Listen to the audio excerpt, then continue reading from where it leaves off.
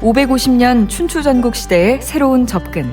팟캐스트 공원국의 춘추전국 이야기입니다.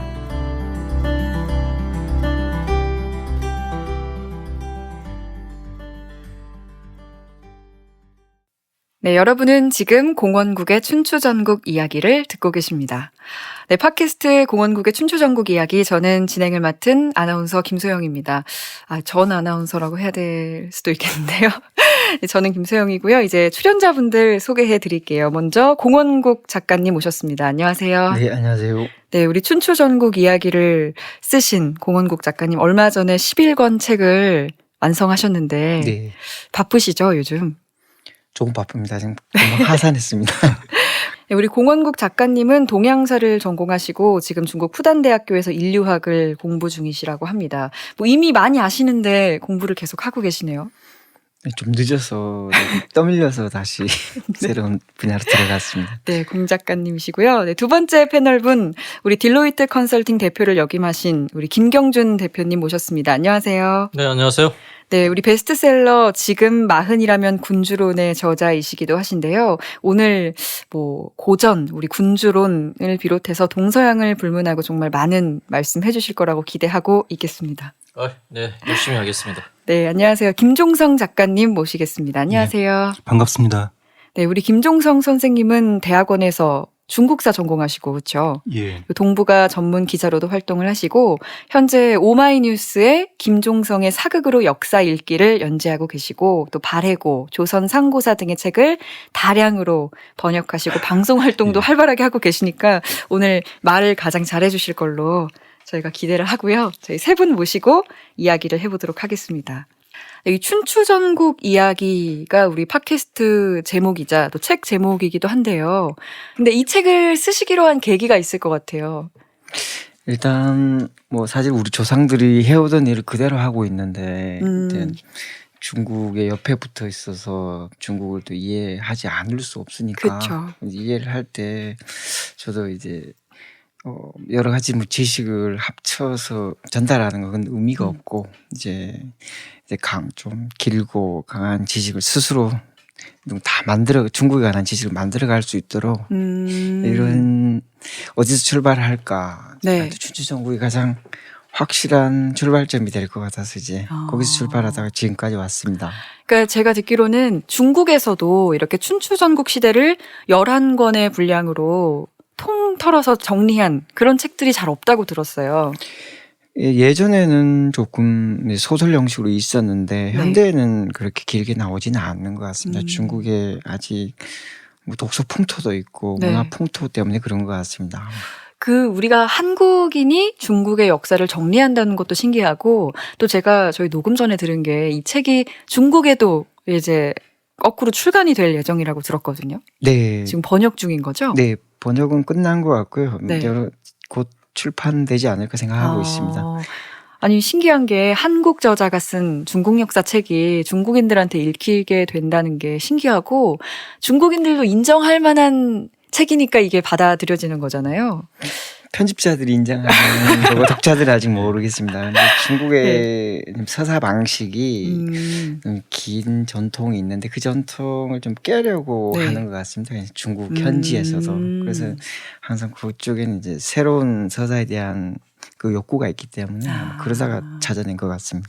저는 이 책을 사실 읽기 전에는 중국 하면 그냥 뭐 한국인 대부분의 사람들은 그냥 뭐 삼국지 정도를 읽고 뭐 중국의 그 근현대사 정도를 알고 있었지, 사실 춘추전국 시대의 이야기는 제가 잘 몰랐어요. 네. 그리고 춘추전국이라고 하면은 제가 책 읽으면서 알게 된 건데 뭐 거의 청동기 시대로 거슬러 올라가더라고요. 그렇습니다. 전국 시대 초기에 물론 뭐 철은 있었지만 이제 대부분의 기물은 청동기니까 기원전 8세기까지 거슬러 올라갑니다. 아주 옛날이죠. 2800년 전부터 2200년까지 기원전. 네. 네. 그럼 이 책은 왜 읽어야 된다?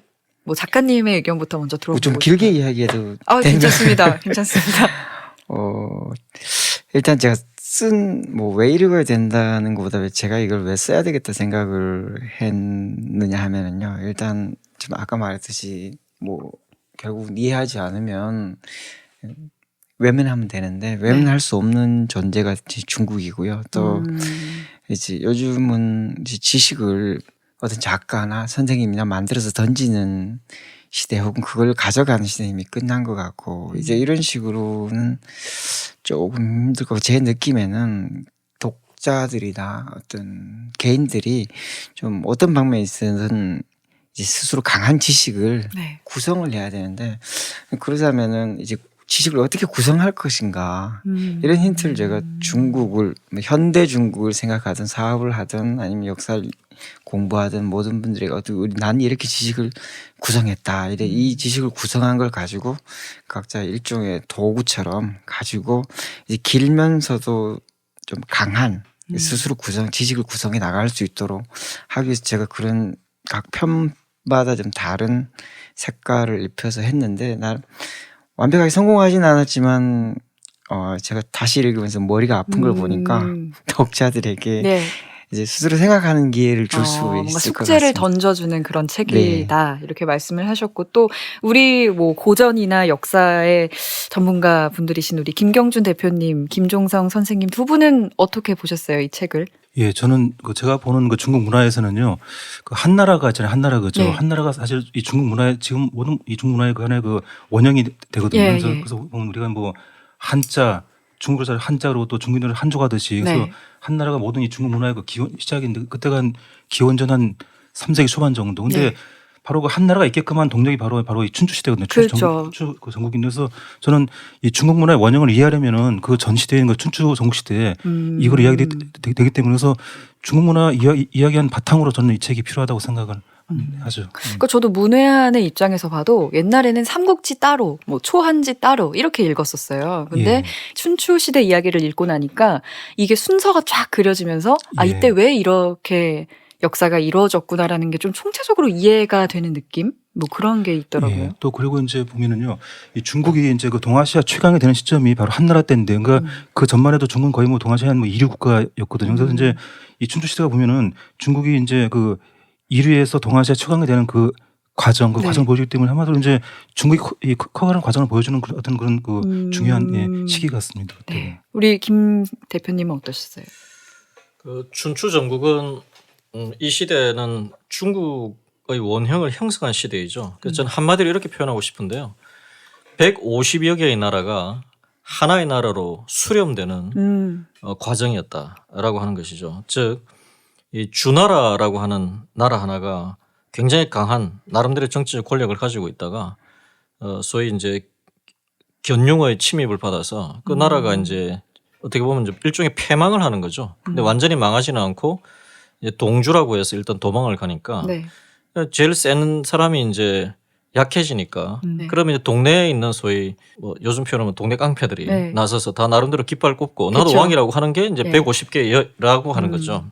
근데 그 150개가 뭐 자기 나름대로 평화롭게 잘 사느냐 하면 또 그런 건 아니겠죠. 또 서로 이해관계 또 뭐 패권을 쥐고 싶고 하다 보니까 150개가 서로가 각축을 벌이면서 쭉 줄어드는 거죠. 요즘 네. 표현하면 M&A도 당하고 그렇죠. 하면서 M&A. 그래서 그 중에서 150개 중에서 제일 센 네. 7개 남은 거 그까지 가는 것이 일종의 1차 예선입니다. 네. 그 소위 말하는 전국 칠웅이죠. 네.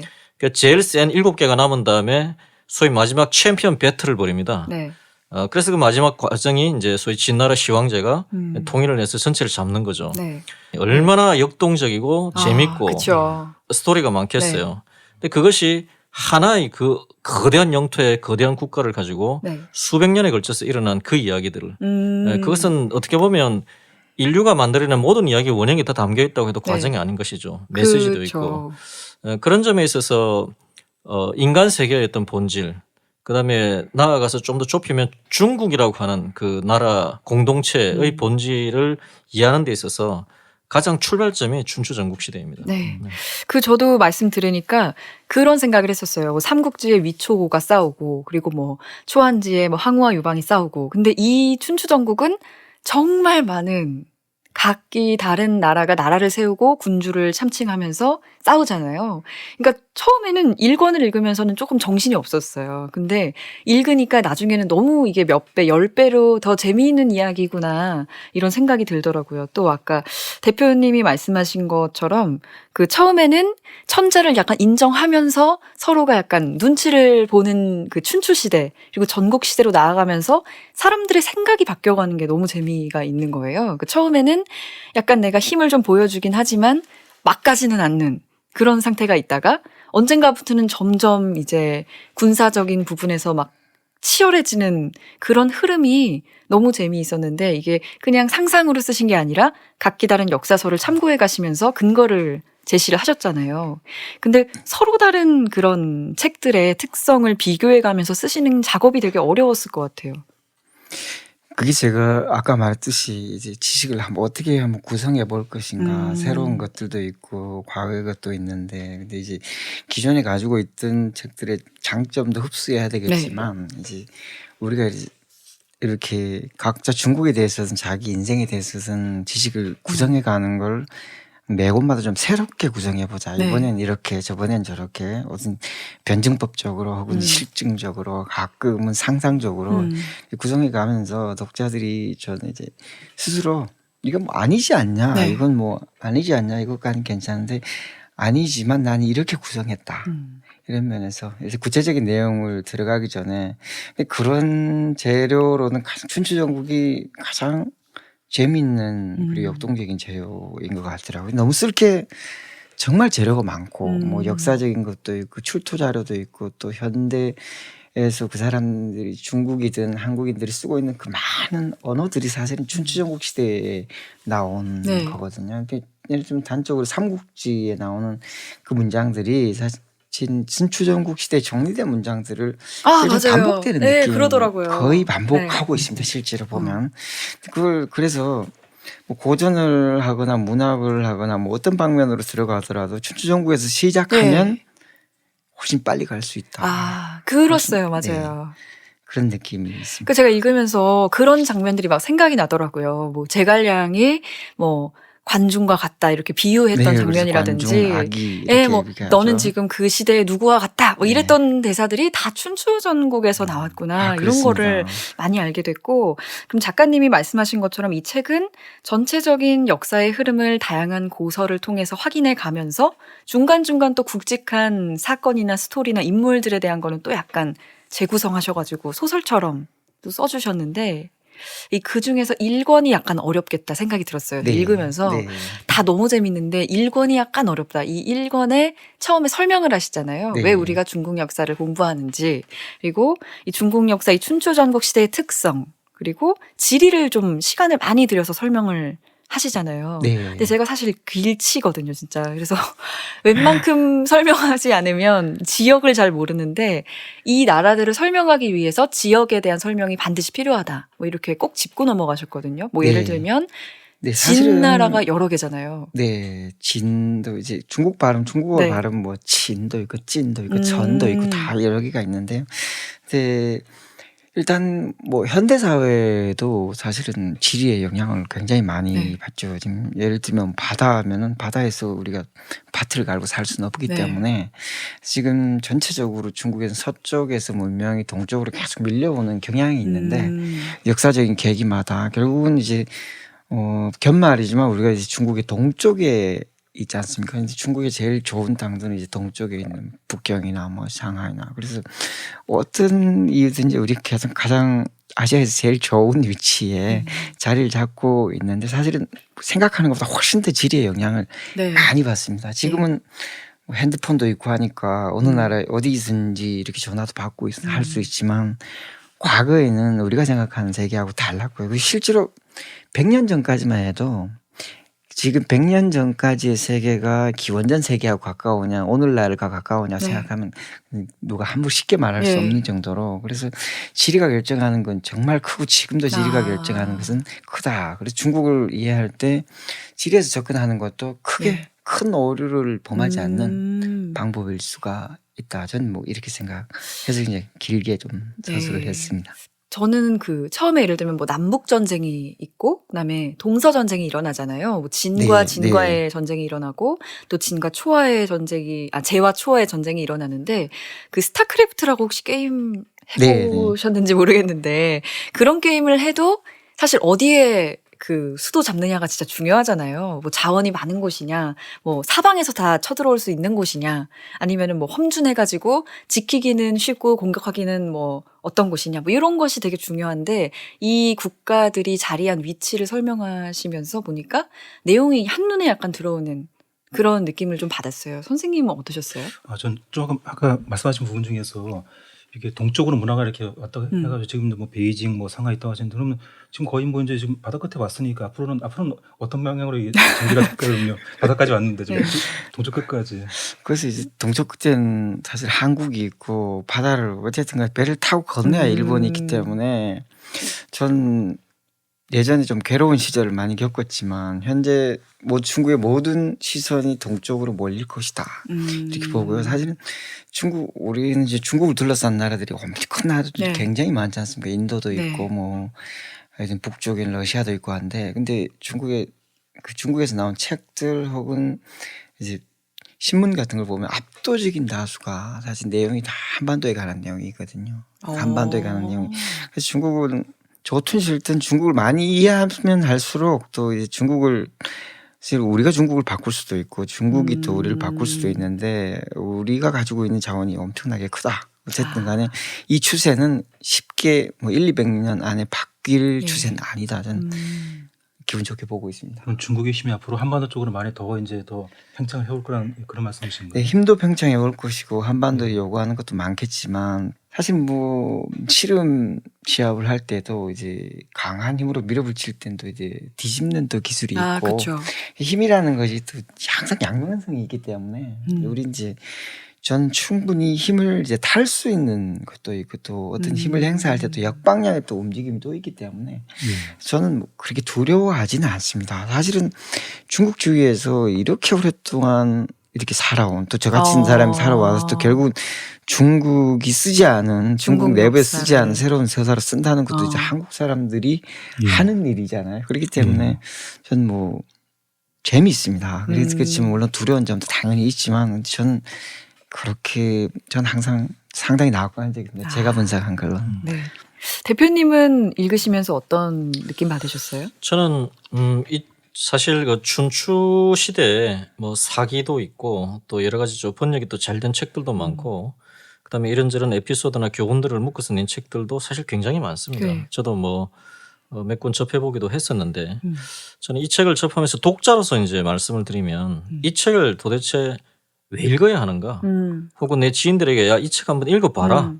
이건 좀 다르다. 네. 라고 이야기할 수 있는 포인트를 저는 굉장히 강하게 느꼈는데 그것은 바로 이 1권의 네. 제1장입니다. 우리가 여행하려는 세계에 대해 제가 이제 이쪽 부분을 읽으면서 이 책은 다르구나.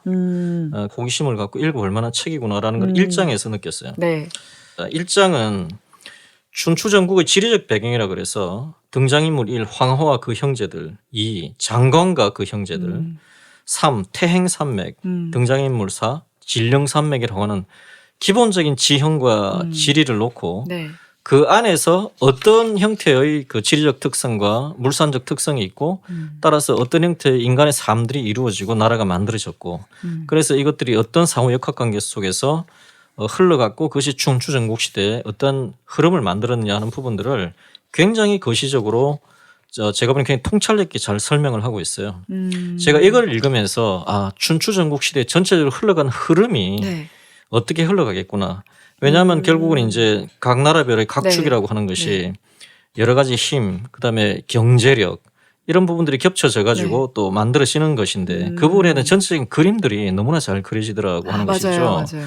제가 이제 왜 이 말씀을 드리냐면 저도 뭐 비록 이제 개인적인 호기심으로 역사들을 읽어보면서 읽어볼수록 좀 허황되다고 느끼는 게 막연한 어떤 환상이라든지 찬양, 그다음에 회고 이런 것들입니다. 예를 들어서 뭐 이탈리아 르네상스 시대에 뭐 피렌체를 놓고 보면 피렌체 사람들은 얼마나 예술을 사랑하고 문해를 부흥시키고 뭐 이렇게 훌륭한 사람들이었냐. 참 지금 봐도 우리는 그 사람을 존경해야 된다. 네.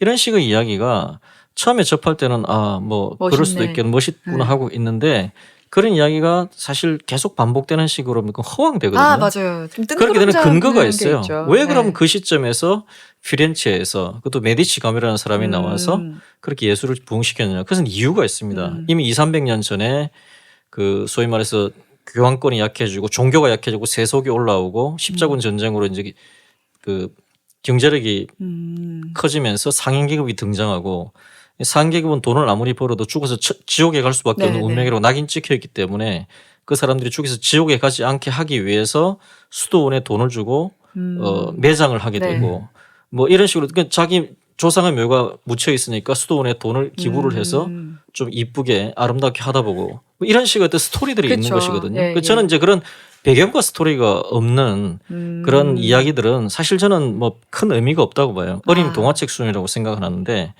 뭐 제가 이제 이 책에 있어서 가장 큰 장점은 그런 부분에서 이 지형과 그다음에 여러 가지 그 안에 있어서 했던 물싸움과 배경을 가지고 그 역사를 대입시켜 가지고 보는 시각을 준다는 것. 아. 그것이 저는 이 책이 갖고 있는 가장 큰 장점이고 네. 아마도 이런 시각이 앞으로 쉽게 나오기는 어려울 거예요. 그런 점에서는 이 책을 한번 읽어볼 만하다. 네, 맞는 말씀인 것 같은 게 저도 사실 전 지리 얘기를 되게 싫어해요. 그래가지고 학교 다닐 때도 지리를 선택을 안 했었어요. 저희는. 근데 이 책을 읽으면서 1장을 반드시 이해하겠다고 느낀 게 결국 뭐 어떤 나라와 A 나라와 B 나라가 다툰 이유가 그냥 나 B 나라가 싫어 이게 아닌 거더라고요. 그러니까 이 B 나라의 길목을 지나가야 C 나라로 갈 수 있다든지, 혹은 바로 옆에 있으니까 부딪힐 일이 많다든지, 혹은 이 나라와 이 나라는 왜 이 협곡에서 전투를 벌였을까? 여기밖에 없는 이유가 다 있더라고요. 그래서 그런 것들이 되게 이해하는데 굉장히 복합적으로 이해가 되는 게 그렇습니다. 있었어요. 그래서 제가 이 대목에서 한마디만 더 말씀을 드리면 바로 역사 이야기거리를 넘어서서 네.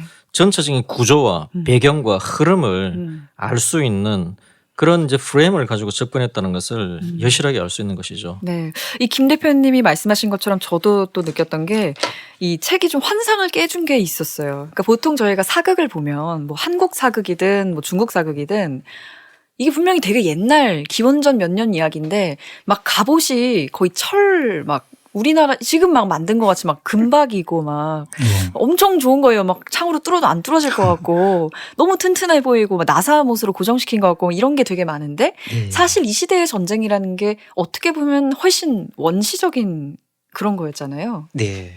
네, 원시적인 면도 있고 또 사실 선진적인 면도 있고 우리가 이제 그 역사에서 알고 있는 지식들이 사실은 환상일 경우도 많습니다. 예를 들면은 우리가 철갑이 강할 것이다 생각하는데 네. 실질적으로 철갑은 그 화살은 무용지물입니다. 왜요? 사실은 철갑이 아무리 두꺼워도 간 화살 촉을 이제 담금질을 하기 예. 때문에 이 촉이 포인트가 아주 좁기 때문에 철갑을 입고 있을 때 5mm가 안 되면 철갑은 그대로 뚫고 들어가거든요. 그래서 실제로 미늘 갑옷도 예, 그렇고 이건 이제 긴 창이나 네. 이런 걸 쓸 때 철갑의 의미가 있는데 실제로 사실 다 그 고대도 다 실험을 하거든요. 이게 어떤 것이 많이 뚫히는가 할 때 네.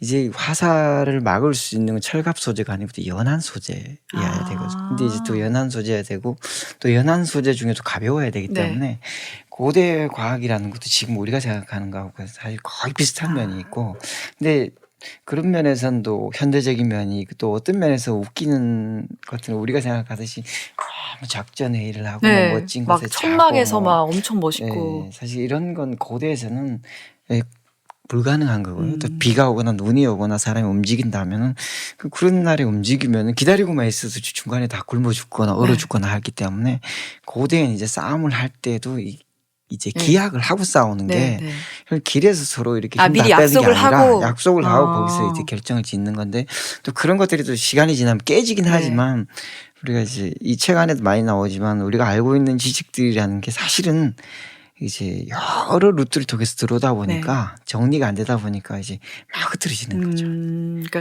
이 책이 저희가 지금 서론을 길게 이야기하고 있는데 1권의 1장을 꼭 읽어라 결론이고요. 이 책이 철저하게 사실의 고증을 바탕으로 하고 있기 때문에 어느 정도는 환상을 깨주는 면이 있고 또 지도랑 함께 보면서 이해하면 훨씬 역사를 깊이 있게 입체적으로 볼 수 있다. 이런 말씀을 저희가 좀 나눠봤고요. 이제 우리가 1권 주인공 얘기를 너무 안 해가지고 주인공 얘기를 좀 해볼까 합니다.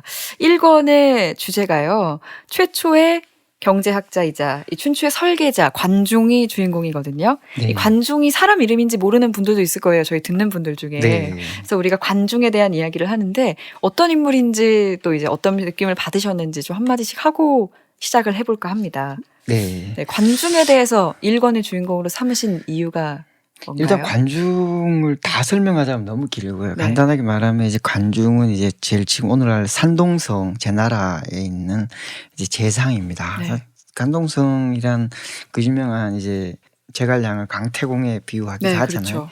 일단 관중보다 더 뛰어난 사람이 이제 관중이 아니라 제갈량은 강태공이다 할 때 강태공은 주나라를 만든 네. 사람이고, 근데 이제 그 관중은 태공의 나라를 이제 후대에 태공의 나라가 이제 부침을 겪는데 동쪽에 있는 태공의 나라를 이제 일종 여러 가지 개혁을 통해서 이 춘추의 초대 패자로 올려놓는 사람이거든요. 이제 이 사람이 사실은 우리가 지금 생각하고 있는 이제 국제조약들의 모든 원형들, 예를 들면 뭐 우리는 국제 하천조약이라는 게 있지 네, 않습니까? 있죠. 비유 좀 안 좋은 거지만 지금 중국이 국제 하천조약을 깨서 카자흐스탄이나 또 인도나 지금 이제 메콩강 유역에 네. 있는 사람들이 너무 힘들다. 왜 상류를 왜 막아버리냐? 상류 댐을 한 번 네. 만드냐?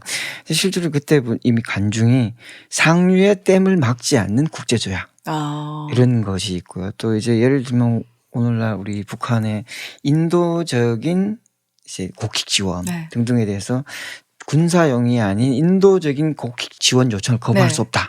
이런 식의 거의 이런 것들 전체를 이제 네. 관중을 통해서 기존의 주나라라는 것이 엉성하게 네, 네. 사실은 있는 봉건 시스템을 이 시스템을 유지하면서도 국제 질서를 하나 만들어가는 거죠. 관중이 일종의 고대 유엔을 만들었다. 뭐 이렇게 할 수도 있는 사람이고요. 그래서 전체 국제 질서도 만들고 관중이 또 경제학자라고 말하는 건 이제 관중이 중국 고대 재정학. 네.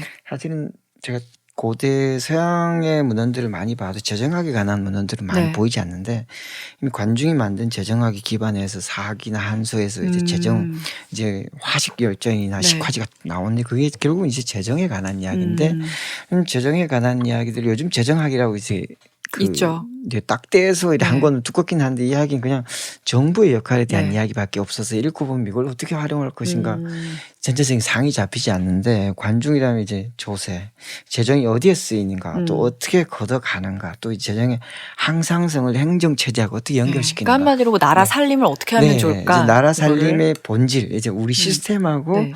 재정을 어떻게 연결시키는가 이런 것들이 이미 관중의 이야기 속에 다 들어있는 거거든요. 그래서 저는 뭐 사실은 관중이 춘추의 설계자였다. 관중이 혼자 한 건 아니겠지만 집대성해서 결국은 그 이후의 세계의 성격을 규정이 졌다. 이렇게 봐서 이제 관중을 제일 첫머리에 세웠습니다. 그러니까 어떻게 보면 이 주나라에서 다시 새로운 첫 번째 패자가 나오잖아요. 네, 그 이제 제나라의 동주시대. 환공이 네. 첫 번째 패자가 되는데 그 환공을 패자로 만든 재상인 관중. 네, 이 사람이 그렇습니다. 어떻게 보면 이 춘추 시대와 전국 시대의 싸움에 네. 룰을 만든 거잖아요. 네. 어떻게 싸우자 이런 네. 룰을 만들고 그 관중이 만든 뭐 국외적인 부분이나 국내적인 기초가 현대 중국에까지 굉장히 많은 물론이죠. 영향을 네. 미치고 있다. 뭐 네. 이래서 관중을 선택하신 거네요. 그 책에 보니까 표현 중에 그 삼군 체제에서 이 군대와 행정을 이렇게 결합한 그 시스템이 관중에 의해서 이제 그게 그 확립이 됐고 또 그게 이제 역대 중국에서 계속 이제 이어지고 있다 했는데 네. 그 후에 이어지는 부분에 대한 이해가 제가 좀 잘 사실은 못해가지고 예. 그 10대 15로 지금 그 명대의 이갑제도 사실은 예. 향촌 질서하고 사실 그게 이제 상호 그 자위 체제로 예. 만들어 놓은 것이고 대부분 이제 우리 삼군 체제는 사실 지금 청대도 그대로 이어집니다. 근데 물론 삼군 체제가 관중이 만든 건 아니지만 그 행정 체제하고 결합해서 만든 사람이 이제 집대성이라고 하는 게 이제 맞는 것 같고요. 그게 연결된 건 현재도 지금 중국에서 이 강력한 행정 체제하고 군사 체제하고 이제 미분화되어 있는 상태 같아요. 현재도. 근데 이제 관중이 만들어낸 체제가 사실은 굉장히 오랫동안 지속성을 가지다 보니까 일종의 너무 보호받는 사람들이 이제 어머니 품을 못 벗어난 네. 정도. 그래서 지금 사실은 너무나 중국의 모든 체제들이 연속성이 너무 강해서 지금 보면 전 이제 체제를 볼 때마다 깜짝깜짝 놀랍니다. 너무 똑같다 이것은. 그러니까 이 관중 시대부터 현대 중국까지 미치는 영향이 크다는 거는 정말 긴 시간 동안 이 룰을 기본적인 룰을 지켜왔다는 거잖아요. 네, 뭐 외교 부분도 그렇고 산림 부분도 그렇습니다. 그렇고. 특히나 외교. 네. 특히나 이 춘추 시대에 뭐 제자 백가들이 출연해가지고 자기들이 어떻게 세계를 만들어야 되는지를 이야기를 했는데 그런 사람들마저도 어떤 사상의 기반이 관중에게서 나온 게 많다. 네, 이런 일단 말씀도 뭐 관중이 워낙 관중이 재상이면서도 저술가이기 때문에 물론 관중이 우리가 생각한 그런 책을 만든 건 네. 아니지만 많은 논설을 폈기 때문에 하나하나가 이제 논설들이 또 제자백가로 퍼져나가는 그 갈래 그걸 이제 필마를 제공하는 거거든요. 사실은 육아의 뭐 경제사상이라는 것은 너무나 이제 뻔한데 지금까지 예를 들면 주자의 이야기들 경제사상들이 사실은 관중이 말하는 아주 작은 부분을 네. 가지고 이야기를 하고 있는 거고 그 이상 나가지를 못했습니다. 사실은 중국의 재정학 현재까지 이어지고 있는 게 그 이상 나갔는가 생각하면 관중 그 이상은 못 나간다는 느낌이 들 정도로 거의 완벽하게 만들어놨습니다. 저희가 그럼 이 관중이라는 사람이 어떻게 재상이 돼서 이제 이 자기의 정치를 시작했는지부터 좀 이야기를 해보고 싶은데 이 평을 보니까 제가 재밌었던 게 관중은 착하다 이런 얘기가 계속 나와요. 관중은 착하다 그리고 뭐 야인이다 야인 근성이 있는 사람이다 이런 말을 많이 하셨더라고요. 네, 네. 일단 뭐 그것은 이제 사실 공자의 평이기도 하고 관중은 야인이다. 진정한 문화인이 아니다 하는 건 관중이 중앙에서 이제 행정을 주관하면서 예를 완벽하게 이해한 사람 아니었다. 근데 사실 야인이다 말하는 건 그 예를 모른다는 뜻인데 이제 공자가 말하는 관중은 착하다. 근데 관중이라는 사람이 공자가 말하는 착하다는 것은 공자가 항상 착하지 않으면 얘는 필요가 없다. 불인하면은 네. 얘가 무슨 소용이냐 할 때 공자의 많은 말이 관중에서 사실 나온 것이죠. 저는 관중이 착하다고 말하는 건 이제 첫 권이 관중이고 이제 11권이 유방인데 네. 이 사람들이 이제 우리가 인간으로 태어나서 이제 뻘거벗고 살 때 우리 같이 친구들하고 살아갈 때 우리 결국은 이제 고대 체제든 현재 체제든 상대방을 어느 정도는 네. 이용해야 되는데 끝까지 가서는 안 된다. 이런 정도의 균형감이 있는 사람이거든요. 그래서 저는 그중 그때 당시에 정치를 하면서 이제 자기가 이제 어떤 면은 자기 숙주일 수도 있는 네. 사람들에게 백성들에게 이 정도의 이제 감정을 품을 수 있었다. 또 어느 정도 뜯어내는데도 이제 한계가 있어야 된다. 뭐 세금을 거둘 때도 물론입니다. 정도가 있어야 되고 사람을 쓸 때도 정도가 있어야 인재를 되고 등용할 때도 또 이제 제도를 만들 때도 네. 모든 것이 그 이제 한계에 의해서 생각했다는 게 결국은 이제 그게 우리가 생각하는 착한 게 아닌가. 저희가 이 공자의 평인 뭐 관중이 착하다, 야인이다 이런 배경을 말씀드린 이유도 이 작가님이 말씀하신 것처럼 관중이 펴는 나중에 뭐 재정학적, 경제학적인 이런 제도에 그 성품이나 배경이 많이 반영이 되어 있는 것 같아요. 네, 이를테면 뭐 저희가 보통 엘리트들이 어떤 제도를 만들고 정치를 해나갈 때 이론상으로는 되게 좋은데 적용이 안 되는 경우가 되게 많잖아요. 맞습니다. 근데 네. 관중에 만든 어떤 신분제라든가 여러 가지 제도들은 딱 들어맞는다 이런 느낌이 들었어요.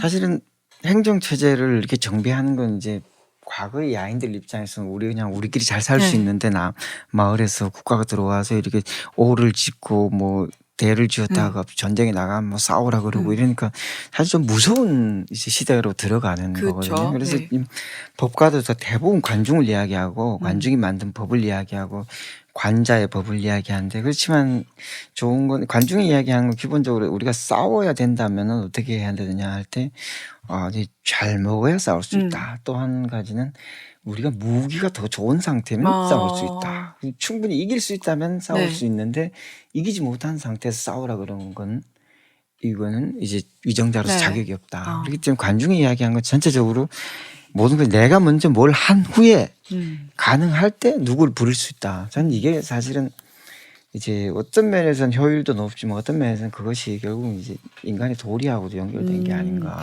그 관중이 한 말인지 제가 몰랐어요. 그 창고가 네. 가득 차야 네. 예절을 안다. 네, 뭐 이런 맞습니다. 말들을 많이 했었잖아요. 네. 그러니까 배를 불려줘야 사람들이 모여들고 네. 인재를 등용할 줄 알아야 인재가 모이고 네. 참 좋은 것들을 먹이고 입히고 무기를 쥐어줘야 잘 싸운다. 네. 이런 게 약간 실질주의적인 게 관중의 네. 사상의 핵심이 아닌가. 오늘 요즘 이제 역사 소설들이 많이 나오는데 네. 제가 가장 가슴 아픈 게 백성들은 이제 먹는 것을 하늘로 안다. 그리고 민중은 이제 음식을 하늘로 안다. 일단 근데 이렇게 이야기하는데 사실은 그럴 리가 없죠. 고대인들이든 어떤 사람 먹기도 해야 되고 자기도 해야 그쵸. 되고 또 사랑도 하고 또 뭐 여력 있으면 힘도 책도 읽을 수 있고 자기끼리 뭐 꽃도 키울 수 있고 네. 다 할 수 있는데 사람들이 고대 백성들을 마치 밥만 주면 되는 약간, 대상인 것처럼. 네. 근데 사실 조선 시대를 묘사한 사람들도 그렇게 묘사하는 게 참 그게 좀 가슴이 아프거든요. 네, 네. 관중이 말한 건 먹여주는 건 우리의 임무고 나머지 욕구에 대해서는 건드리지 말아야 된다. 아. 근데 사실 우리는 어쨌든 백성을 군대로 써야 되고 네. 세금을 떼내와야 되기 때문에 우린 그 기반을 마련해 주는 거지. 자고 그러니까 뭐 삶의 권리들 자유에 대한 모든 네. 권리들은 우리가 관여할 게 아니다. 아, 장사한 사람이 돈 버는 거. 네.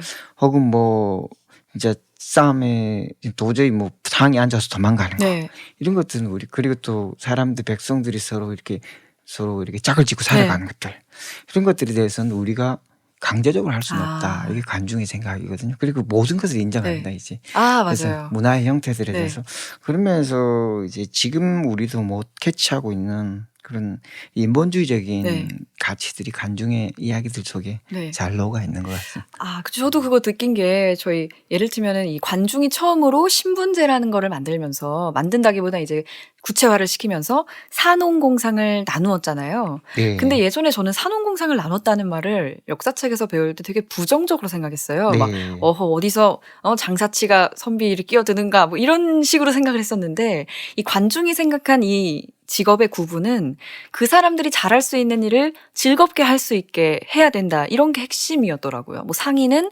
이득을 취하는 거를 할 수 있게 해주고, 뭐 공인은 자기들끼리 모아서 뭐 지식도 나누고 좋은 물건을 만들 수 있게 해주고, 사는 그 대신에 뭐 전쟁의 부담을 지는 귀족의 역할을 다 하고, 이런 식으로 구분을 짓는 게 중요하고, 각자가 내가 할 수 있는 일을 행복하게 할 수 있게 해주는 게 관중의 생각이었구나라는 생각을 했는데, 우리 김경준 대표님도 CEO시니까 그런 거 많이 느끼시지 않으셨어요? 이게 월급만 준다고 되는 건 아니잖아요, 이게.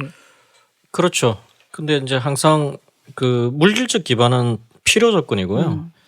기타 정신이나 명분은 충분 조건이죠. 둘 다가 이제 있어야 되기 때문에 한쪽만을 강조하는 것은 그 자체가 상당히 허구입니다. 네. 제가 보기에는. 관중 이전에 국가는 전쟁하는 국가였습니다. 네. 그리고 무사들이 즉 싸움하는 군인들이 모든 것을 결정을 하고 경제라고 하는 것도 물론 사람이 살아가면서 먹고 입고 뭐 무기라도 만들어야 되니까 개념 자체가 없지는 않았겠지만 그것이 결코 체계화되지는 않았다는 것이죠. 그래서 관중 이전과 이후는 무엇으로 구분되느냐. 국가는 전쟁하는 것이다라고 하는 개념을 국가는 통치하는 것이다. 그리고 그 통치의 개념에는 군사는 당연하고 제도와 경제를 넣었다는 개념. 그것이 바로 관중의 가장 큰 역량이자 의의라고 생각을 해요. 그래서 그것을 지금 이제 표현으로 친다면 저는 관중은 한 사회가 군사적인 것 이외에 소위 경제와 행정은 인프라스트럭처를 깔았다. 그것은 제도적 관점에서. 그리고 저는 일종의 시장 경제의 가장 그 어떻게 보면 바람직한 의미의 시장 경제를 적용을 했다라고 저는 해석을 하고 싶은데 어떤 문명이 발달하는 단계는 이제 관중과 같은 분이 태어나야 됩니다. 물론 전쟁에 이기는 장수가 좀 더 화려하지만 그만큼 화려하지 않다 하더라도 관중과 같은 사람이 나타나서 이 소위 전쟁의 단계에서 통치와 경제의 단계로 전환을 시켜야 소위 말해서 그 다음 단계로 올라서게 되는데 예를 들어서 서양의 고대 문명의 그 요람이었다고 하는 그리스 같은 경우는 기원전 6세기에 소위 말해서 아테네를 위시해서 이런 관중과 같은 분들이 이제 나타나기 시작합니다. 클레이스테네스라든지 이런 분들이 나타나서 여러 가지 제도 개혁을 하게 되는 거예요. 그렇게 되면서 이제 소위 아테네가 한 기원전 5세기 이렇게 4세기로 흘러가면서 소위 그리스 세계의 중심이 되고 경제력이 확보가 되고 그러니까 군사력이 또 강해지고 또 페르시아의 침입에 대항해서 중심에 대해서 그리스 세계를 수호할 수 있는 그런 역량들이 만들어지는 것이거든요. 근데 이 단계를 거치지 못하면 부족 단위에서 싸움을 하다가 그냥 지리멸렬해 버리는 게 역사 일반적인 패턴인데 저는 관중이 있음으로 인해서 춘추 시대가 사실 군사적 단계를 넘어서서 문명의 단계로 들어섰다라고 저는 평가를 하고 싶습니다. 그 관중이 만든 관중과 환공이 이룩한 제나라가 강했던 이유가 뭐 힘이 세서도 있겠지만 뭐 경제 개혁이 그 원인이 되기도 했다 이런 내용이 좀 상당 부분 할애가 되어 있었는데 그 중에서 관중이 말한 아까 우리 산업공상의 분업을 이야기하면서 애덤 스미스의 그것보다도 완결성이 컸다 이런 문장을 제가 네, 봤거든요. 그렇습니다. 네. 제가 그렇게 썼는데 사실은 뭐 관중이 이야기한 게 다 관철은 안 됐지만 애덤 스미스도 자기가 인정을 했듯이 사람이 이제 바늘을 만드는 사람들은 바늘만 계속 만들다 보니까 결국은 이제 다른 일을 할 수 없는 불구가 되고 그 동작을 계속 반복하다 보니까 아무 의미가 없어졌는데 관중이 말하면 결국은 그 이야기의 산업공장으로 분리시킨 이유 중에 관중이 말하는 게 그렇습니다. 이제 낙기업 자기의 일을 즐겁게 하게 된다. 그렇게 하면은 그래서 우리가 그 지금 농민들한테 모으고 서로 자기들끼리 배우게 하면은 결국은 다른 자기가 잘못하는 것보다 자기가 잘하는 것을 즐겁게 하기 때문에 자기가 즐기기 때문에 더욱더 잘하게 된다.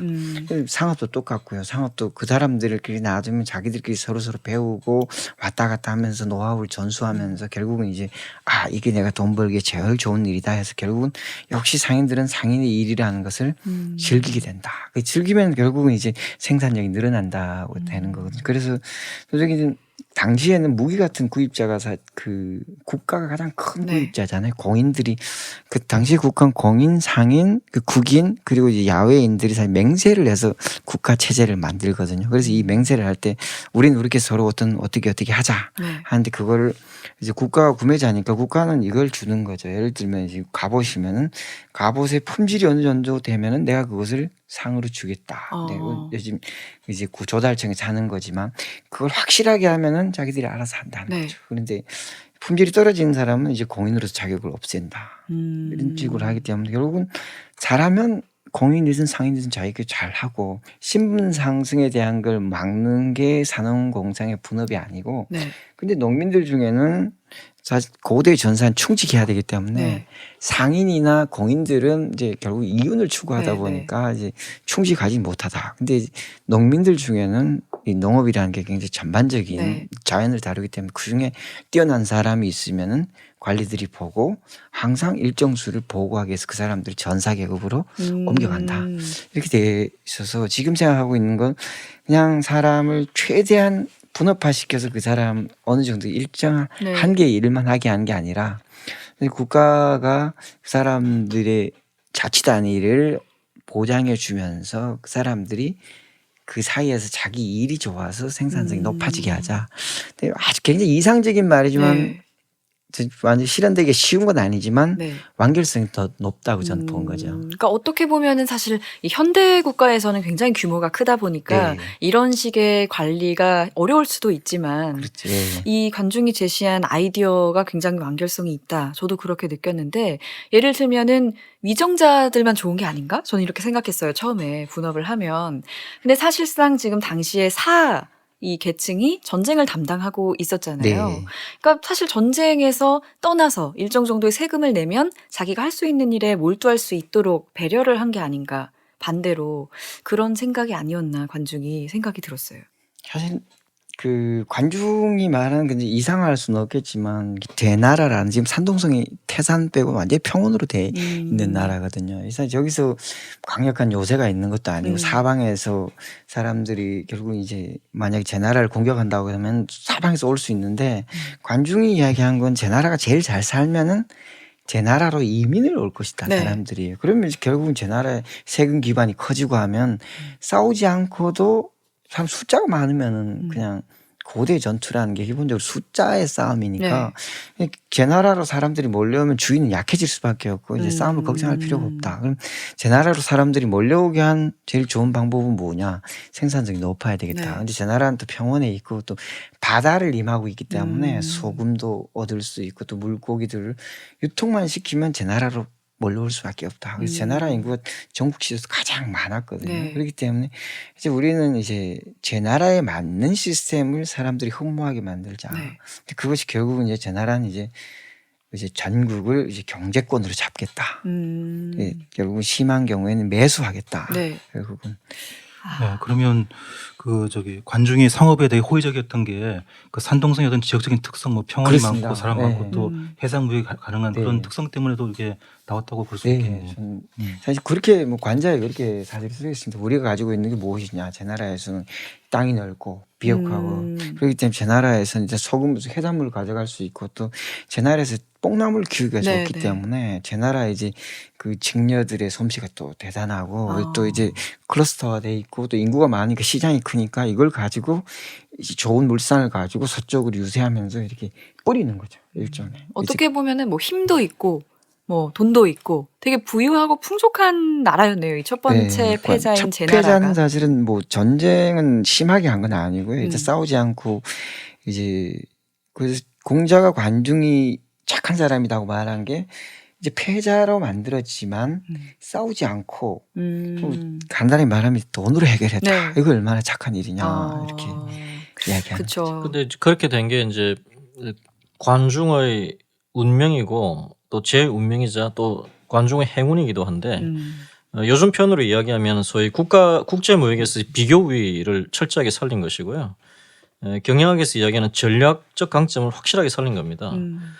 물산이 풍부하고 입지가 좋다고 그래서 강대국이 되는 게 전혀 아니거든요. 오히려 자원의 저주라고 그래서 오히려 자원이 풍부하고 뭐가 많을수록 선진국이 아니라 오히려 후진국에 머물러 있는 나라가 오히려 많은 것이죠. 그래서 제가 계속 말씀드리지만 물적 환경적 기반은 필요 조건입니다. 그런 조건이 좋으면 훨씬 더 강대국이 될 가능성이 많을 뿐이지 다 그렇게 되는 건 아니에요.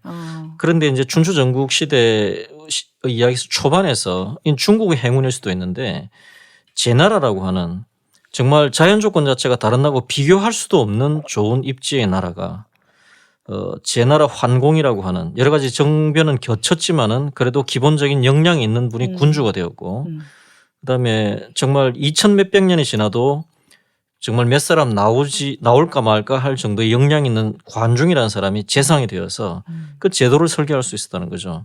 그래서 소위 말해서 입지가 나쁜 곳에 관중 정도의 사람이 가도 충분히 강하게 만들었을 겁니다.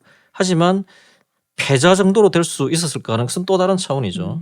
그러니까 제나라와 같은 그런 훌륭한 입지와 큰 잠재력을 가진 나라의 관중이라고 하는 어떤 훌륭한 소위 전문가와 또 환공이라고 하는 그런 영민한 군주가 결합된 것이 바로 이제 제나라를 춘추시대 최초의 패자로 만들었다고 볼 수 있겠죠. 이 제나라의 패자가 된 환공. 근데 저는 왜 환공이 주인공이 아닐까? 왜 관중이 주인공일까라는 생각을 해봤어요. 아무리 뭐 삼국지 같은 경우도 제관량이 정말 뛰어나도 어쨌든 유비, 조조 이게 주인공인데 왜 관중이 주인공일까를 생각해 보니까 이 환공이라는 인물이 이제 대표님이 말씀하신 것처럼 역량이 굉장히 있는 인물이었지만 또 한편으로는 좀 흐트러질 수 있는 면이 있는 사람이었잖아요. 뭐 사치도 좋아하고 요리도 좋아하고 좀 나편하고 즐거운 것도 많이 좋아하는 사람이지만 이게 포인트였던 게 관중이라는 인물이 나타났을 때 관중이 처음에 환공을 죽이려고 했었잖아요. 그걸 알면서도 관중이 똑똑하다는 걸 알고 이 사람을 품었잖아요. 그게 이 제나라가 패자가 될 수 있었던 첫 번째 단추가 아니었을까? 이 생각이 들더라고요. 네, 지금 그 말씀 중에서요. 그 군주보다 참모가 더 이제 역사에 부하게 된 것 중 하나가 일단 역사는 그 기록하는 사람이 이제 기록을 남겨야지만 이게 그 승자인데 관중 경우는 또 기록이 많이 남았고 또 약간 또 기록을 남긴 것도 하나 이제 관중이 더 부각되는 또 측면도 있죠. 아마 그렇고 같기도 하고 관중은 또 개인적으로 저는 이제 관중을 왜 이렇게 좋아하냐 할 때 관중 친구들이 또 좋은 친구들이 많았고 뭐 아무리 뛰어나도 친구들이 밀어줘야 되는 것이고 당시에 청거 시스템에서 사실은 뭐 관중이 똑똑한지 뭐 자기를 이제 네. 자객 비슷한 사람인데 안 쓰면 그만인데 주위에서 이제 관중이어야 된다고 미는 사람들이 있었으니까 그래서 관중은 뭐 행운이 아니었나 이렇게 좋은 친구들도 돕고 네. 근데 또 좋은 친구를 둔다는 게 그 사람 방증하는 거기도 예. 하니까 그런 좋은 주위에 좋은 친구들이 또 그런 친구를 갖고 싶은 마음도 또 네. 있고 이 그렇습니다. 관중의 친구들 얘기를 또 잠깐 하고 넘어가면 작가님이 말씀해 주셨으니까 이 관중이 약간 이를테면 요즘 단어로 치면 베프들이 있었던 거죠. 네. 뭐 소홀도 있었고 어떤 포숙도 있었고 그랬잖아요. 네. 근데 이 관중이라는 사람의 사람됨을 또 친구로 알 수 있다는 내용이 책에서도 나오고 또 관중이 물러가 이제 세상을 떠날 때 내가 당신이 이제 떠나니까 어떤 사람을 썼으면 좋겠어 할 때도 관중이 자기 친구들 얘기를 하잖아요. 그럴 때 관중이 어떤 사람인지 또 관중 친구들이 어떤 사람인지를 좀 알 수가 있더라고요. 그 내용이 되게 네. 재밌었어요. 네. 하여튼 사실은 저희가 관중이 이제 임종 씨는 자기 제일 친한 친구들은 안 썼죠. 다른 네. 사람으로 이제 행정적인 능력이 있고 더 포용적인 사람을 청구했는데 또 친구는 친구고 또 일은 일인데 자기들이 진짜 관중이 이제 관포지교라는 말도 있듯이 네, 맞아요. 포숙이라는 사람이 있었기 때문에 관중이 있었다. 근데 포숙은 좀 자리를 먼저 잡은 사람이고 네. 관중은 나중에 청거를 받은 사람인데 정말 그 요즘 청거한 사람 뛰어넘기가 어려운 네. 시절이잖아요. 근데 중국에서는 전 중국의 뭐 부러운 점이라면은 어떤 면에서는 조금 이제 서양에서도 그러겠죠. 그런 여인은 많지 않은 것 같은데 청거한 후에 자기보다 더 커졌을 때 네. 사람들이 이제 다 편하지는 않은데 화날 수도 있죠. 네. 근데 그런 친구들이 관중을 청구하거나 관중을 민 친구들을 보면은 이제 상당히 이제 자기 친구가 잘 되는 걸 좋아했던 사람들인 것 같더라고요. 전체적으로 봐서. 그래서 황공도 자기 2인자인 관중이 자기보다 훨씬 더 네. 이제 모든 걸 다 하고 있는데 이제 군주로서 질투하거나 이놈이 또 뒤집을까 이런 네. 충분히 사실은 그런 경우도 많기도 하고. 많죠. 근데 그런 걸 간파하고 뭐 자기 놀이터를 관중의 놀이터를 친구들도 주고 그 윗사람도 주고 했으니까 그런 면에서도 관중 참 행운아였던 것 같아요. 아, 중국의 그런 특성도 있고. 네. 만약에 역사에 가정을 해가지고요. 네.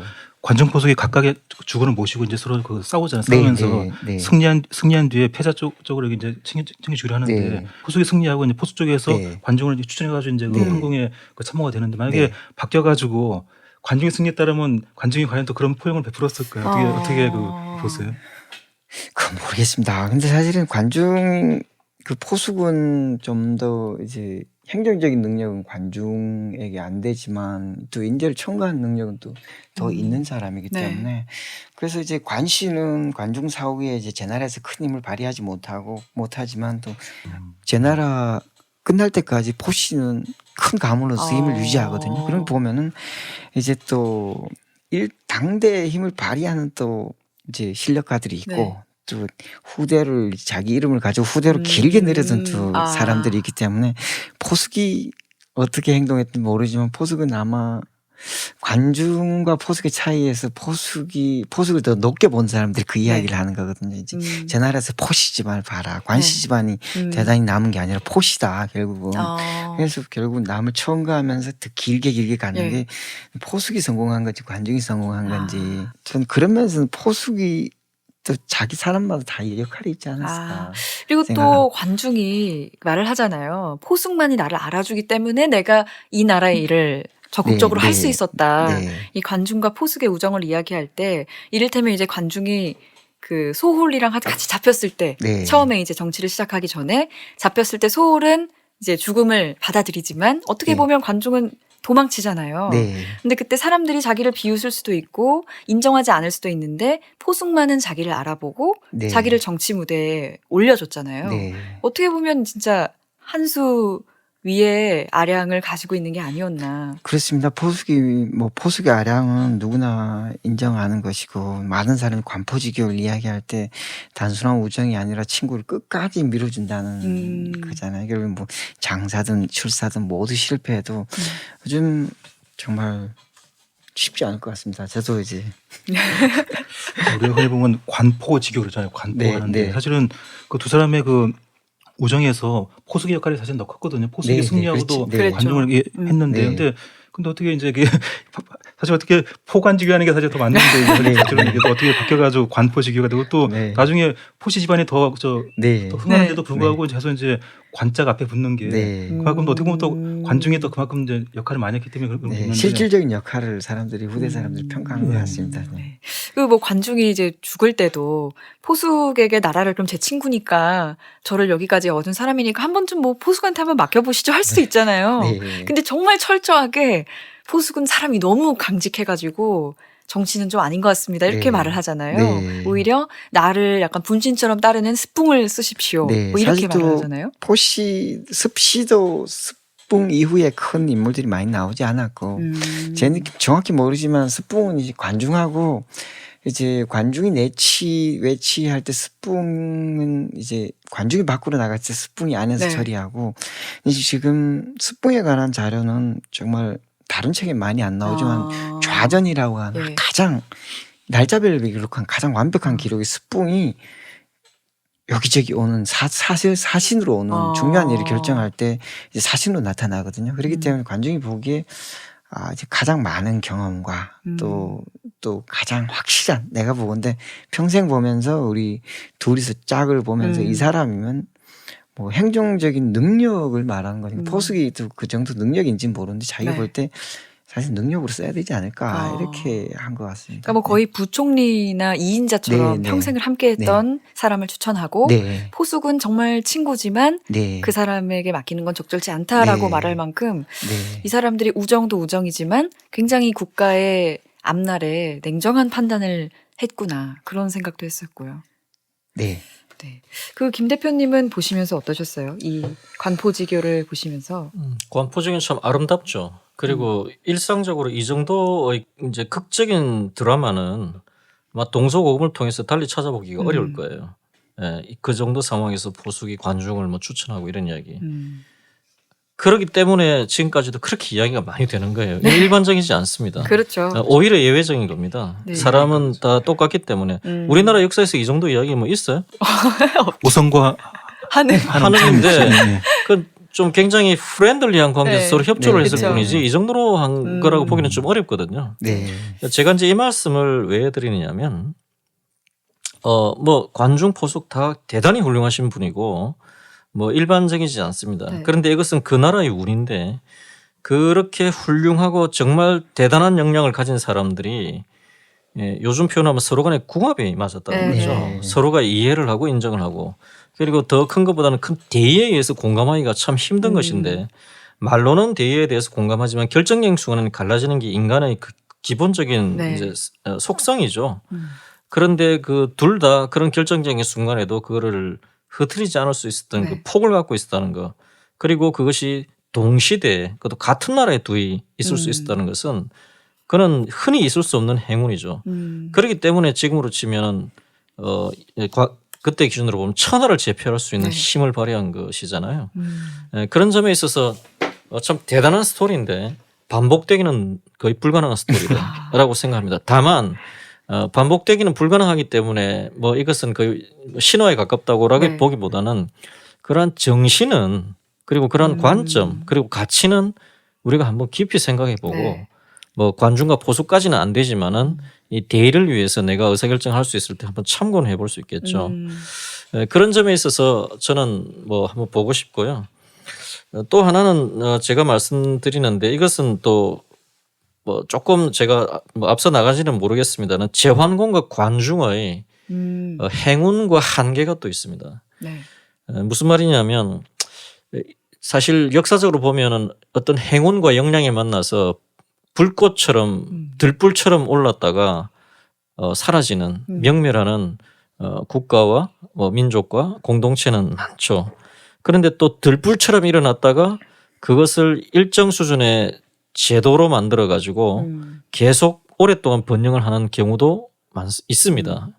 그런데 이제 제 나라를 볼 때 참 안타까웠던 점은 올라설 수 있는 행운은 있었는데 그걸 유지할 수 있는 행운까지는 없었다는 게 참 아쉽더라고요. 제 환공도 말로가 너무나 비참하지 않습니까? 책에 나오지만.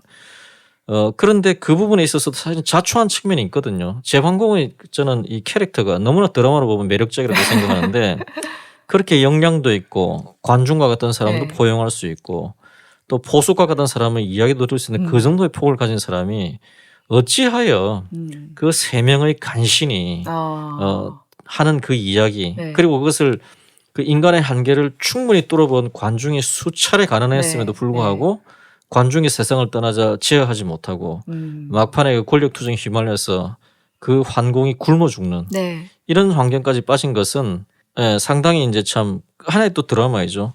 두 번째 그러면서 또 관중도 제왕공보다 먼저 세상을 떠나잖아요.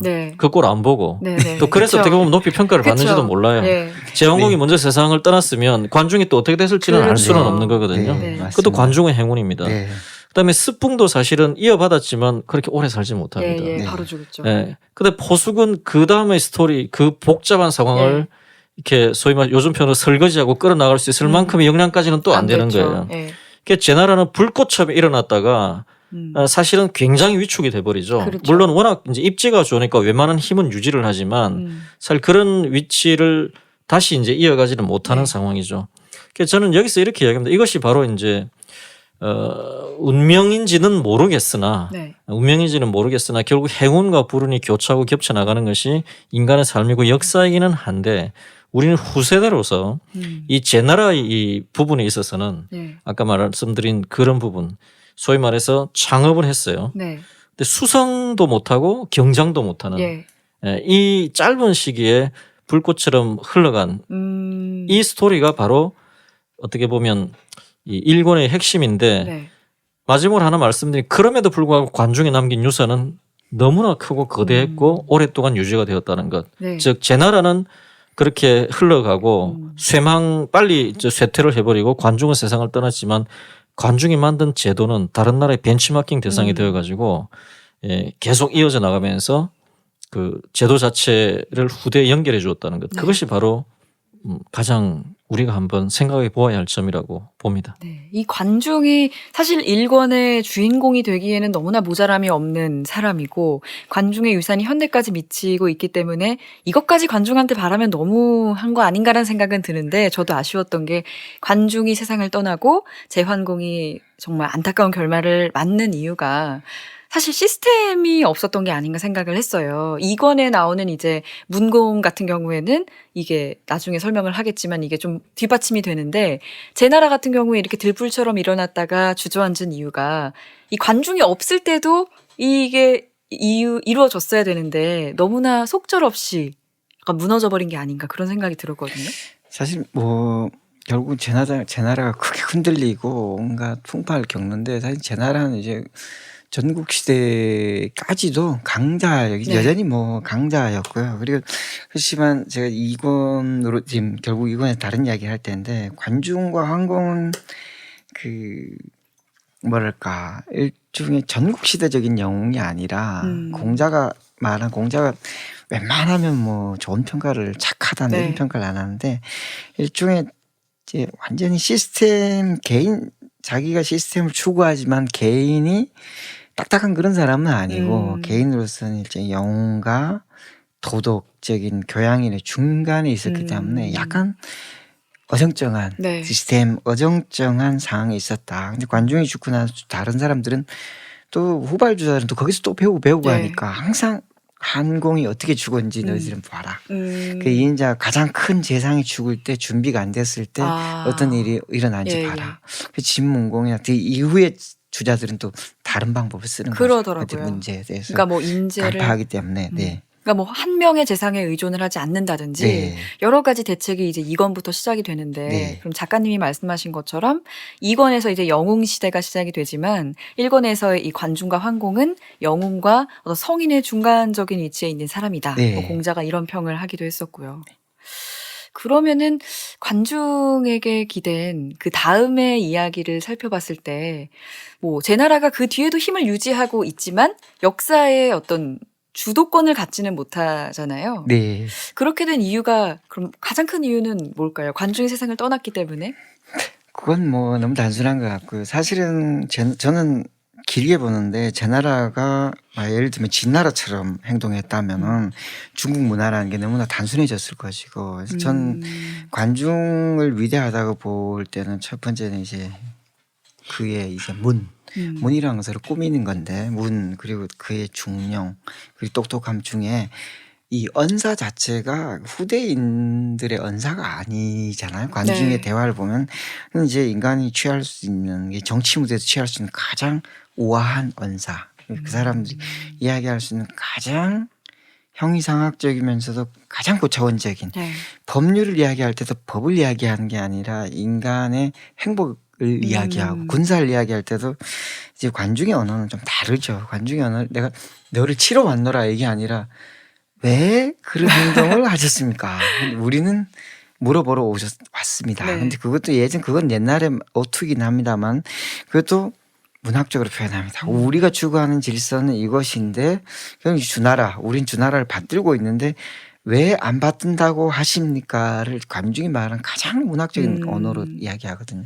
그래서 저는 그것이 제나라의 또 힘이었고 또 제나라의 중국 문화를 풍부하게 하는 하나의 원동력이었고, 네. 사실은 진나라에서 망명객들이 다 동쪽으로 갑니다. 일단 말년이 되면은 군사적인 실력을 잃으면 후대 전국시대 많은 인사들이 왜 그러냐면 말년은 좀 우아하게 보내자는 그런 게 있는 거죠. 그래서 네. 삶의 관점에서는 저는 제나라가 이제 마지막에 패권국이 아니더라도 가장 풍부한 중국사를 풍부하게 해주고, 결국은 사람들이 제나라로 가는 건 결국 마지막엔 정치적으로 실패한 사람들이 거기 가는 건 거기 사는 게 좀 더 좋았기 때문에 그것이 이제 관중이 말한 모델이기도 네. 하고, 또 격렬한 전국 시대에는 또 그게 한계일 수도 있고. 네. 그렇게 예, 생각합니다. 저도 좀 하나 약간 말씀 네. 잘 들었고 이제 하나 보태면은요, 그 제나라가 이제 패권을 차지하지 못한 게 약간 그 지리적인 요인도 좀 있었거든요. 그렇죠. 뭐냐면은 이제 기원전 2세기까지는 그 초원길 주변의 국가들이 이제 다 흥했잖아요, 그죠? 네. 보면 몽골 초원에서부터 네. 이제 중앙아시아 넘는 그 초원길인데, 이 제나라는 아까 말씀하신 대로 뭐 이제 평야가 많고 또 뭐 이제 무역에 유리한 것도 있는데, 기본적으로 이 초원길에 넘는 약간 그 거리가 먼 거예요. 네. 비교적 진나라가 그 진지방의 진나라 후대에 보면 이제 그 초원길에 가까웠는데, 그에 비해서 이제 제나라는 너무 이렇게 좀 외진돼 있어가지고, 네. 그래서 한마디로 세계 패권 흐름에 작은 소외가 된 것도 하나의 이제 그 제나라가 좀 더 크지 못한 또 그런 네. 그 요인도 또 되죠. 그 이제 철을 때리면 단단해지듯이 네. 진이 강해진 건 진이 가장 강력한 사람들하고 싸워야 되기 때문에 이제 적하고 네. 싸워야 되는데, 제나라는 이제 우리도 그냥 안 싸우다 보면은 싸움을 점점 싫어할 수밖에 없고, 근데 패권이 도덕적인 걸 다 떠나서 강해진 나라들은 많이 싸운 나라들이 네. 강해지거든요. 그렇기 때문에 뭐 전국 시대 후반에는 제나라 군대는 유명했습니다. 네. 싸움 못하기로. 아, 그래요? 네. 그래서 지금 손빈 방연 이야기 나올 때 제나라가 지금 나중에 이야기지만 제나라가 이긴 게 이건 뉴스거리가 되도록 제나라는 잘 살지만 그때는 그러니까 되게 살기 좋은 나라인데 네. 싸움을 싸움을 그렇게 못하는 호전적인 싸움을 잘 하려면 성향이 이제 없었던 빵 거구나. 사람들하고 싸워야 되고 자기들하고 싸워야 되거든요. 그래서 저 나라나 나중에 끝까지 많이 싸운 네. 나라들은 강할 수밖에 없습니다. 그래서 싸우기 때문에 점점 특히 지는 서방에서 오는 민족들하고 계속 싸우기 때문에 네, 기록이 네. 적어서 그렇지 엄청나게 격렬하게 싸워요. 그러니까 어떻게 보면 정말 이 첫 번째 패자인 제나라와 관중이 진짜 말씀하신 것처럼 우아하다라는 생각을 한 게, 그 문에 대해서 말씀하실 때 이 초나라랑 전쟁을 하려고 환수에 가잖아요. 한수에. 네, 네. 근데 거기서 아까 말씀하신 것처럼 원래 뭐 그냥 기습해야 되는 거잖아요. 전쟁을 하면. 근데 거기서 관중이 너무 막 시를 읊더라고요. 네. 그러니까 뭐 우리는 이러이러한데 뭐 쳐들어갈지 말지 궁금한데 뭐 생각 중이라네 이렇게 보내면은 거기서 또 답이 와가지고 뭐 어인일로 여기까지 오셨는지 모르겠지만 뭐 이러면서 되게 편지를 나누더라고요. 네. 그때 또 첫 번째 패자의 시대의 그런 멋이라고 해야 될까? 그렇습니다. 일단 또 첫 번째 패자가 강력한 힘을 관중 시대에 연합군을 끌고 갔기 때문에, 연합군을 끌고 갔을 때 연합군으로 그 원정에서 함부로 싸운다는 게 쉬운 것도 아니고 또 네. 강이 맞고 있기 때문에 이때는 사실은 자기들이 미치는 정치권 안에서 자기들이 내부 결속이 큰 의미가 있는 거거든요. 그래서 우리가 가지고 우리 연합군은 이제 북방 연합군은 우리 수중에 있다. 네. 사실 이제 앞으로 이제 우리 대우를 다르게 하라. 지금처럼 하지 말라. 이런 이야기인데 강을 건넜으면 또 분열이 되겠죠. 네. 강을 건너면 내가 뭐 초나라하고 원한진 일도 없는데 왜 가느냐. 사실 그런 일이 많거든요. 네. 사실은 이제 그때 살벌함이 전국시대 살벌함하고는 또 다르기 때문에 그때 관중은 이 전쟁을 정치 행위로서 네. 하고 있기 때문에 그런 점에서 제가 이제 뭐 일본의 이제 마무리를 제 나름대로 한번 해보면 이겁니다. 역사를 좀 읽다 보면요. 한 개인의 삶도 마찬가지지만 참 필연과 우연이 교차를 하면서 만들어가는 것 같아요. 왜 하필이면 그 시점에 그런 일이 그렇게 일어났을까? 혹은 그 시점에서 그렇게 될 수밖에 없었구나 하는 이런 부분들이 교차를 하는데 저는 이제 이 춘추전국 이야기 1권을 다시 한번 숙독을 하면서 느낀 게 지금 이제 공 선생님이 말씀하신 것처럼 공감을 하는데 자 관중이라는 사람이 있었어요. 이 사람이 한 번도 발탁이 안 되고 그냥 죽어버릴 수도 있는 운명이었어요. 우리 그럴 가능성이 훨씬 높았죠. 근데 발탁이 되었어요. 근데 이 사람이 만약에 진나라로 갔다거나 그럼 진나라로 갔다고 해서 진나라를 얼마나 그 기본적인 습성을 바꿀 수 있었을까? 혹은 노나라라든지 정나라라든지 약한 나라로 갔었으면 생존할 수 있는 기반은 좀 더 강하게 만들었지만 패자가 만들기는 네. 어려웠을 것이다. 근데 어떻게 보면 제 나라처럼 물산이 풍부하고 정말 기본적인 조건 자체는 다른 나라하고 비교조차 불가능한 어떤 나라 정말 좋은 제도만 결합이 된다고 한다면 일단 기본적으로 그런 기반 하에서 뭐 군사력은 뭐 기본으로 한다더라도 아까 말한 시문이라든지 예술이라든지 그런 많은 것들이 발달할 수 있는 그런 나라에 관중이 이제 가서 그것을 발현시킨 거죠. 이것은 어떻게 보면 제 나라의 행운이라는 차원이 아니라 중국의 행운이 아닌가. 아까 말씀하셨지만 이 중국이 굉장히 문화가 어떻게 보면 좀 약간 속이 시꺼먼데 겉을 알 수가 없다고 할 정도로 좋게 말하면 우아하고 예. 심오하고 나쁘게 말하면 속이 시꺼멓고 네.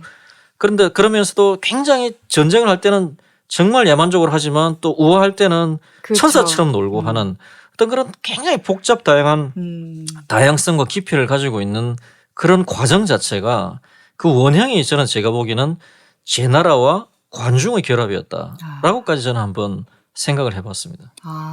그런 것 같습니다. 김종성 선생님은 이 일권을 마무리해보자면 어떤 느낌 받으셨어요? 그 보면은 이 중국의 그 고대사 시기를 보면은요, 사망오제, 한나라, 뭐 상나라, 주나라인데 이 주나라가 서주, 동주로 바뀌면서 이제 동주로 가면서 이제 그 춘추가 되는데 이게 그러면 막 동주로 가서 막 이렇게 크게 분열이 되는 게 서주는 통일 국가인데 갑자기 동주로 가서 막 분열이 되는 게 이게 그러면 그 시기를 그러니까 관유사는 이 시대를 하나의 뭐 퇴행하는 시대로 봐야 되는지 아니면 뭐 그 진보하는 시대로 봐야 되는지 약간 제가 그게 좀 서두에 좀 질문을 좀 드리고 싶었어요. 사실은 그 역사에서 이름으로 알려진 거하고 실상 상당히 다른데요. 어떤 거냐면 사실은 주나라가 강력한 통일 국가였다가 흩어진 게 아니고 사실 통일 국가는 진나라고 주나라는 처음부터 일종의 연합 국가인데 기존에 주나라가 씌우고 있던 봉건 시스템, 자기 지방 권력들 다 인정한 봉건 시스템에다가 관중이 그 봉건 시스템이 명분이 약해질 때 그 봉건 시스템을 대체할 나라가 제 나라인데 기존의 주나라를 싹 없애지 않고 거기다 다시 더 씌운 것이거든요. 그렇기 때문에 그 전체적인 전국적인 통일성이 줄어들었는지 그건 사실은 알 수 없는 저는 그렇게 생각하고요. 그건 뭐 그때가 완전히 분열해서 이미 있던 것이 하나라도 있고 상나라도 있고 한데 상나라도 사실은 그렇게 아주 큰 나라는 아닙니다. 상나라도가 그렇게 뭐 상나라가 이에 전쟁한 나라 하면 기껏해야 요즘 뭐 한반도 내에서 멀리 원정하면 북방 끝에서 압록강에서 우리 거기 뭐 저기 부산으로 원정등 이 정도기 때문에 물론 더 큰 원정도 하지만 그렇기 때문에 기존의 중국이 말하는 것처럼 그런 정도의 강력한 중앙 집권 시스템은 애초에 없었던 거죠. 또 하나 있어요. 뭐냐면요.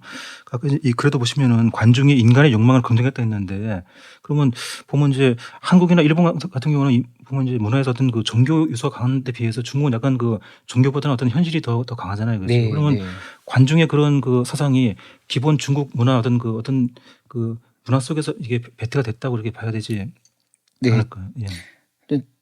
이건 정말 훨씬 더 큰 주제인데 중국이 이제 중국 문명을 이야기해야 되는데 중국 문명은 고대는 사실은 뭐 원래 문명이나 이제 지금 기술적인 측면에서는 서방하고 비교가 안 되기 때문에 서방이 뭐 지금 현재 유럽하고도 비교가 안 될 정도로 낙후됐다고 해야 되나요? 사실은 예. 거대한 전쟁을 치른 시스템은 아니었거든요. 그런데 그러다가 갑자기 상나라에 들어가면 엄청나게 이제 궁극주의적인 국가가 이렇게 등장하는 거거든요. 근데 이 상나라의 문제에 대해서는 많이 이야기했지만 이제 주나라가 상나라를 극복할 때 굉장히 강력한 이데올로기를 내세웠고요. 그런 자료들이 있는데 그것이 일종의 인문혁명이라는 것은 이제 사람 위주의 이제 사실 상나라의 이제 귀신 숭배는 굉장히 유명했고 예. 그래서 주나라가 말하는 것은 이제 일종의 인본혁명. 네. 인본혁명에서 관중은 그 인본혁명의 몇 가지를 가져온 거죠. 인본혁명의 핵심은 알다시피 강태공이라고 하지 않습니까? 강태공이 많은 기록들이 기존 전투에서는 모든 것에 이제 귀신이 차지하고 있는 영역들을 확 몰아내버린 거니까 그 분야를 그것을 이제 관중이 또 제 나라에 갔기 때문에 가져와서 인간 중심으로 계속 사고를 틀어나가는 거죠. 그래서 상당히 중국적인 요소가 분명히 있다고 봅니다. 주나라, 주의 요소를 관중이 그걸 이제 꽃을 피웠다. 또 중국이 어떤 그 동아시아 주변에 이제 그 유목지대에 비해서 농업을 하는 것도 어떤 그 합리성 추구하는 또 그런 면도 또 있잖아요. 그래서 농업하면 이제 뭐 비가 내리고 뭐 씨가 자라고 이렇게 뭐 그 분석을 해야 되니까 네. 어떤 그 농업의 어떤 합리성도 이런 그 중국 문화든 그 어떤 그 사람 중심 또 약간 그게도 좀 영향을 또 준 것 같아요. 또. 그건 이제 훨씬 더 복잡한 주제인데 중국 문화를 보면 대부분의 기술이 저는 뭐 우리가 예전에 말하는 그 금속 기술 혹은 도기 기술. 근데 사실은 최초의 이제 도기는 사실 하남성 쪽에서 아주 오래 기원전 7,000년대 이미 도기가 나오는데 그 기원전 4,000년대에는 서방에서 문물들이 대거 밀려오거든요. 근데 저는 재밌는 게 서방의 문물 중에 모든 모티브를 가져가면서 중국적인 게 분명히 있습니다. 그거 보면은 예를 들면 이제 그 토기에다가 높은 곳에서 물을 뜨기 위해서 고리를 만들어서 이제 끈으로 만들어서 퐁 던져서 네. 두레박처럼 만드는 거 제가 많은 것을 봐도 기술적으로 훨씬 뛰어난데도 그런 변형들은 중국에서만 보이는 변형들이 있거든요.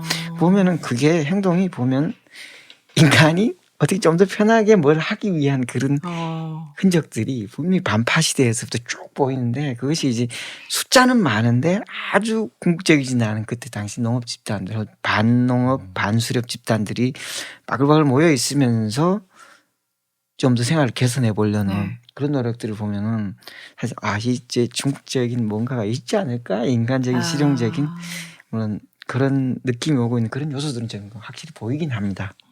굉장히 실용적이고 아주 인간적인 그런 요소들.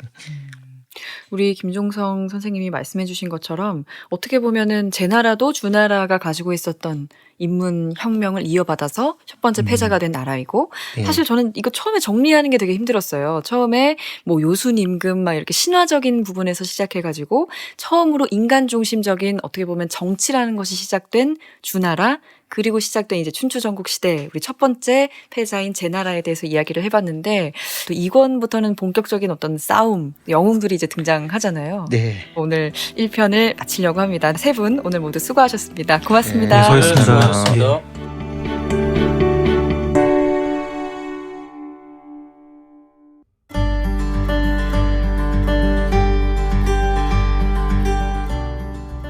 (550년) 춘추전국 시대의 새로운 접근.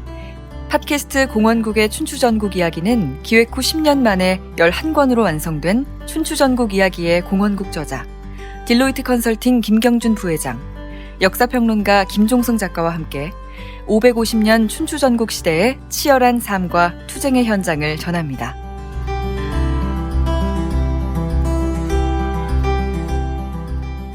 팟캐스트 공원국의 춘추전국 이야기는 매주 화요일과 목요일 아이튠즈 팟캐스트, 팟빵, 파티에서 들으실 수 있습니다.